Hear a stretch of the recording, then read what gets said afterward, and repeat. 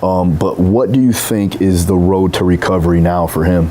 So when we stabilize it with the nail, usually the advantage of that is as long as we can align the bones in a good position and fix it in a good position, that nail is holding everything in place. It shouldn't move anymore. So usually right after that operation, after we nail somebody, and then plus the plate and screws in Conor's case, I usually will allow, and most doctors will allow them to start walking on it immediately.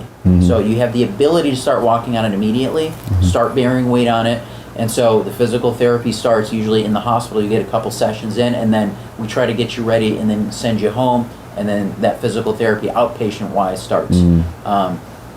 And I think I saw something that Conor said he's gonna, need crutches for 6 weeks. So 6 weeks typically is, that's the number we use for bone healing time. Oh, okay, yeah.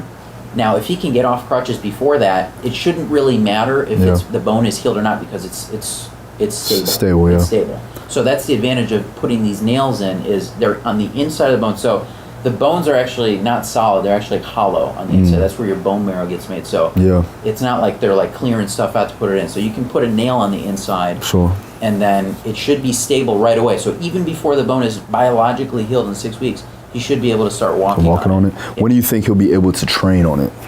So I would say we want to get past that 6 weeks. Obviously, the doctors are going to take follow-up X-rays. We want to start seeing that tibia fracture, kind of what we call callus, or basically bone forming between the two bone ends. But like I don't know how far Chris Weidman is out now, but hasn't he posted stuff like he's doing some boxing drills and stuff? I mean, he started walking a month ago, I believe. So I mean, now he's doing more drills and training.